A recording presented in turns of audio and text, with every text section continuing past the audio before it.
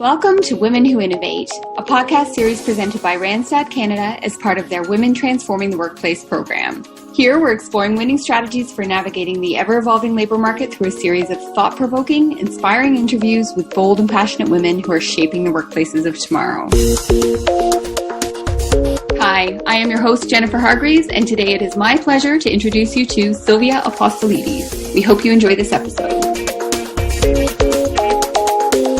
Welcome to the show, Sylvia. Thank you. Now, Sylvia, you have a master's in sociology and you've been working in diversity and inclusion for many years. Where does the passion for this topic come from? Thanks for having me, Jennifer. It's a pleasure to be here. So my passion really came from my childhood. I was brought up in a Greek household. There was 3 girls and 1 boy. My parents really lived those traditional Greek values, and I ended up, all the girls were really treated differently than my brother. Now, he was just 15 months younger than me, and he got to do just a lot more things than I did. So my gender really held me back, and that, to me, wasn't really fair. And this is where I think my foundation of having a fair, like a very high sense of fair play really started.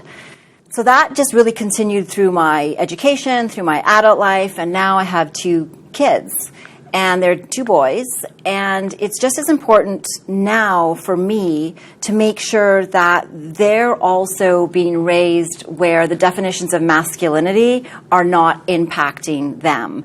And also, one of my sons has a visible difference, and so they're twins.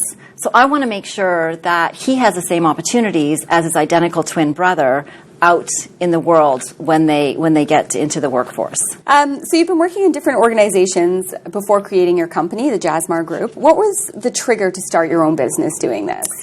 So I've been a diversity and inclusion advisor and consultant to leading companies since 2005. And what I found when I was speaking to my clients was the level of frustration. So the current way that we're going about building inclusive workplaces really isn't working. So I stepped back and I said to myself, well, I'm either going to do something else or I'm going to try to find a different way to do it. And this is where I came across behavioral science. Behavioral science is really the study of human behavior. And it struck me, how can we expect to change behavior, which is ultimately what we're trying to do when we're building inclusive workplaces, if we don't bring an understanding of how people actually behave. And so our framework is really bringing those insights to our solutions, and then also taking a very human-centered approach, really understanding our employees, how they experience the workplace, and that is leading us to better, more innovative solutions around a really, really challenging topic. I love this about innovation. I feel like innovation and great ideas are often born out of frustrations, right? You are doing something again and again and again and getting the same results, which aren't the results you want. So taking a new tact or a new approach, and by the sounds of it, you went out on your own to do this, is how beautiful things are created. So let's talk about bias. What is unconscious bias? So unconscious bias covers the many ways we make unintentional, spur-of-the-moment decisions that are not fully conscious or rational. Now, we like to think that we're fully aware of the reasons for our decisions, but the reality is nothing can be further from the truth. Only about 5% of our decisions are fully conscious. The rest, 95%, are influenced by over 150 different cognitive biases that largely fly under our radar, largely beyond our control, and they really limit our ability to make objective decisions. So we often talk about unconscious bias in terms of gender bias or racial bias. These kinds of demographic biases are the results of the cognitive biases that we hold. So, for example, we like people like ourselves. That's similarity bias or affinity bias. So, and we tend to exclude those that are not like us, and this impacts our hiring and promotion decisions. If most leadership are white male, then this similarity bias will lead us to more white males. It's the likes, like, right? Is that, I've heard that term used quite a bit as well, and I personally find myself doing it as well, is look who you're friends with. We have more similarities than differences sometimes. We all do it. We absolutely all do it. And you can actually do exactly that. Look at who's in your network. And it's not just on similarity around demographics, but it's also similarity on education. If you've gone to the same school, like anything really in common. But a big one is the demographic similarity is huge. And we see this playing out in the workplace. Another bias that impacts how we see race and how we see gender in the workplace is confirmation bias. So confirmation bias is when we seek out information that confirms our belief. Most people have a belief that's not even consciously, like unconsciously, we have this belief that male equals leader. And so this confirmation bias will just perpetuate that kind of gender bias when we're making promotion decisions, when we're making hiring decisions, so that we often end up with leaders that are white, male, heterosexual, tall. So an example of how this might play out in an interview or in a recruitment scenario would be an interview with a woman who's younger, maybe, and brown skin versus a white heterosexual male. And he will have the natural leadership. I will believe that he has the natural leadership capabilities because this is in my head what I believe a leader looks like. Even if they don't. Even if they don't. Like objectively, even if they don't. Yes. Right. Oh, that's crazy. Yes. And it just happens. So if you ask somebody, they'll say, no, I'm not biased. But again, unconscious bias is largely beyond our control. We don't even really realize that it's happening. And you just said we have 150 unconscious cognitive biases happening at any one time in any decision that we're making. More than that, yeah. That's crazy. Yes. So do we all have these unconscious biases then? We do. So basically, if you have a brain, you're biased. So basically, we're wired to have these biases. Are any of them driven by our social environment? Absolutely. So children learn stereotypes, a form of bias, from a very, very young age. There was a classic study done in the 1940s, and what they did is they put a black doll and a white doll on a table, and they asked children which one is nicer. And all the children, white children and black children, or most of the children, would pick the white doll.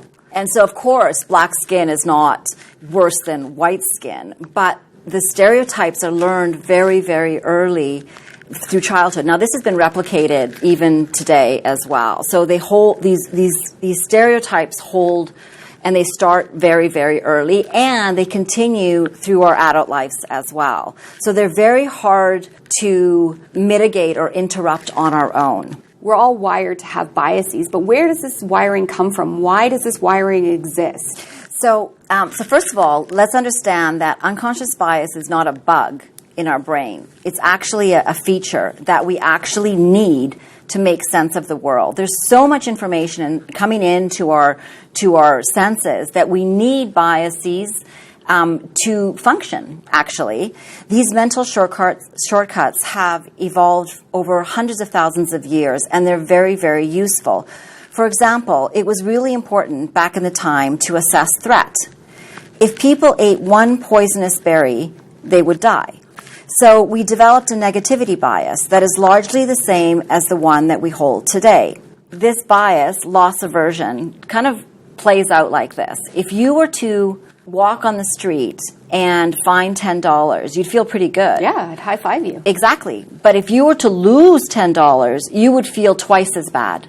Right. So we're much more prone to negative things than we are to positive things. If you have a list of 10 things that are positive but one that's negative, we will kind of just focus on that negative item. And this is the challenging part. We live in a global world where we need people from different backgrounds to come together for more innovation. Yet our brains are wired to guard against this. People different than us feel threatening. I mean, it sounds like we're fighting an uphill battle. It's not easy.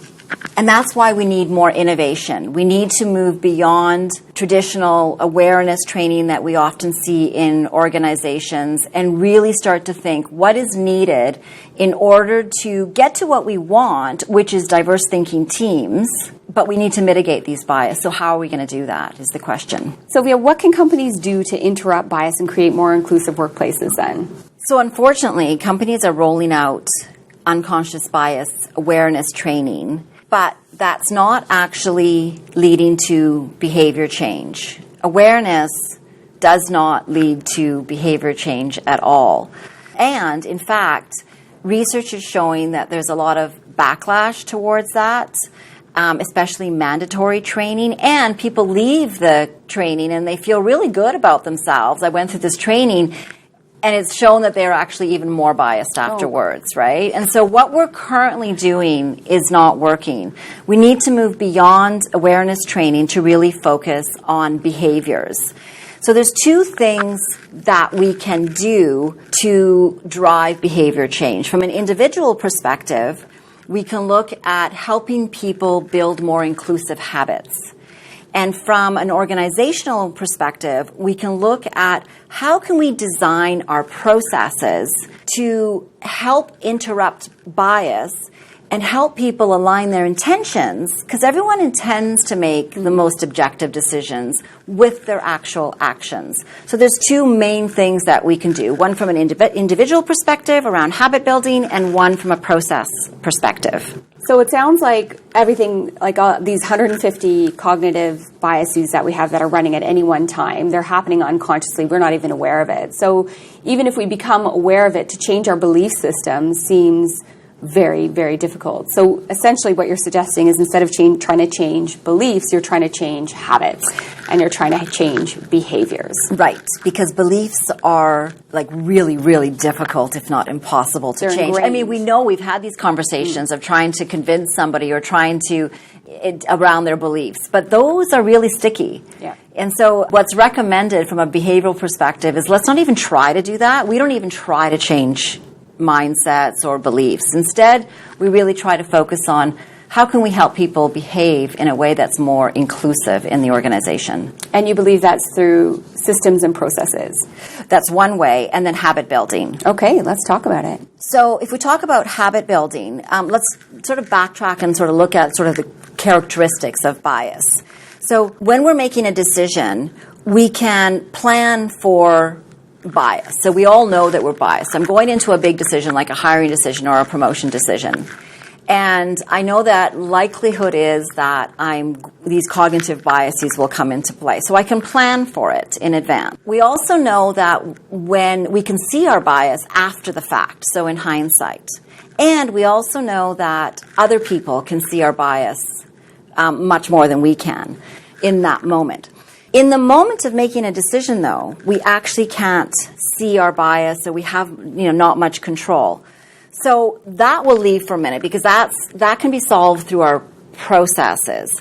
But if we look at all those other scenarios, bias can be seen in advance. So we can deliberately make a habit that when we're making a major decision, we bring in perspectives from other people. We slow down our thinking. And we get perspectives from people that are not like us so that we get that diversity in perspective. So that's a habit that we can do. We can slow things down. We can also, what's a really powerful tool is if-then statements. So you can say, if I have a meeting with my team, then I will make sure that I will ask for input from my team members before I give my perspective. And that will mitigate authority bias. Authority bias is really, we often defer to the most senior person in our room. So these if-then statements are really powerful as well. To mitigate distance bias. If I'm going to have a meeting, I'll make sure that I will ask the person on the phone their feedback first, right, before I ask the people in the room. So if then is powerful. And another one that I really like is this idea of flip it to test it. And so, in our daily lives, we come across stereotypes all the time without us really even knowing it. So if we use this tool of flipping it to test it, so, then we can actually make those stereotypes more conscious. So, for example, I'm working with a university right now, and what they're trying to do is they're trying to increase the number of women in STEM and to sort of break down those stereotypes that males are engineers and women are not. That's our default. We go to that first. And so one thing that we talked about is imagine if you had T-shirts and you had all the men saying male engineer. and you had the women just with T-shirts that said engineer. So that triggers our brain to challenge the stereotype by flipping it to test it, right? Because the default is, and we often see this when we go shopping for clothes for kids. You'll see, future engineer versus, girl's clothes, which is princess, right? So flip it. Imagine having a boy's clothes that say, like, princess on it or something. Imagine having a girl's clothes that said astronaut. That's where we're moving towards, and that's a really fun way to kind of make your unconscious bias more conscious and bring it to that part of our reflective brain. Sylvia, why is it so hard to change our behaviors or our habits? Our habits are hard to change because they're automatic and very well practiced. When something is a habit, we've probably been doing it every day so that it's second nature. Like brushing our teeth. Yes. So one habit that I have, when I address a mixed gender group, I often use the word guys. But this is actually quite exclusionary. So I know that I do this, but it's a habit that I've always been doing. So what's happening to me is I'm using the term, and then I'm stopping, and then I'm correcting myself. And when I correct myself on that stage as well, it shows vulnerability. It also shows that we're all on a journey. We're all on a learning journey. Nobody is perfect. We should be able to give people kind of benefit of the doubt, and also understand that everyone's learning and everyone's trying to kind of do the right thing, if you will. So how can companies interrupt bias and create more inclusive processes? So this is actually the most promising approach and the one that I'm most excited about. So we've talked about that in the moment of making a decision, we can't see our biases. So what do we do? So we can design our processes to help align people's intentions with their actions. And we leverage insights from behavioral science to do this, to nudge people, if you will. So here's an example of how this happens outside of the workplace, just to give you an idea.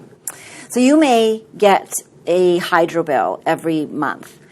And the hydro bill says, you have consumed X percentage lower or higher than your neighbor. Mm-hmm. And we know that people like to compare themselves to other people or, compare things to things. So what we're doing, what the hydro company is doing is using that insight to try to change behavior. And sure enough, it works. When I see that my neighbor is using less, I use less too, because that's what the hydro companies want us to do. You think, how could I also get less like them? Exactly. So that is a design. That is a design to our bill that did not cost a lot of money, but they used a behavioral insight that we like to compare ourselves to other people, and it's driving behavior change. Now the question is, how do we use that to create cultures of inclusion and belonging? So we know that there's gender bias in promotions. So when you have leaders in a room sitting down and talking about talent in those talent calibration meetings, if you put pictures on a wall of women leaders, that has actually shown to decrease gender bias in those decisions. Small change, but it's visual, it's right there, makes a big difference. So it's a design, right? So another one would be, as I said, we like to compare ourselves to each other. So if you're looking through CVs or resumes, and instead of looking at them one at a time, lay them all out on the table. That has been shown to decrease the gender gap as well. It's part of the process. It's structured in there. Mm-hmm. And everyone is kind of asked to do that. What if we hired in batches versus individually? What if we hired for more than one position at the same time? Would we get to more diversity? Possibly. And part of this process is actually testing, so experimenting.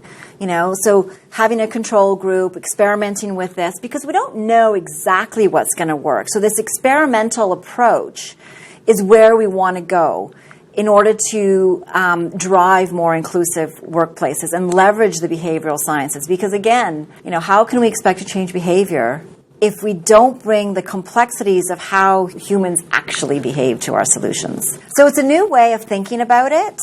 And I think a really powerful way as well. And it sounds like it's something that you're very excited about and passionate about, having an impact in this area. Yeah, and it's getting great traction as well. And it comes back to why I launched it, is organizations are realizing that the status quo of our current programs and policies are not working. We need more innovation. They understand that human beings are much more complex than we would like to think, and we need innovative solutions that address that complexity. Sylvia, to close, can you share the best piece of professional advice that you've ever received? So the best piece of advice would be really never be above learning. So life is really about constantly learning. You're never really an expert in anything because it's always changing.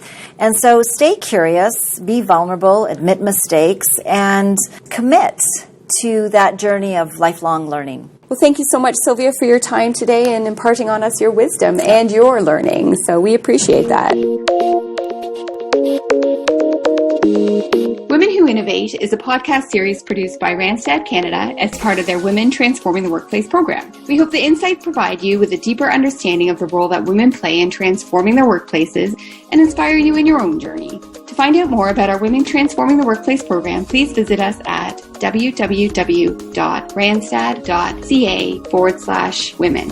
Thank you for listening.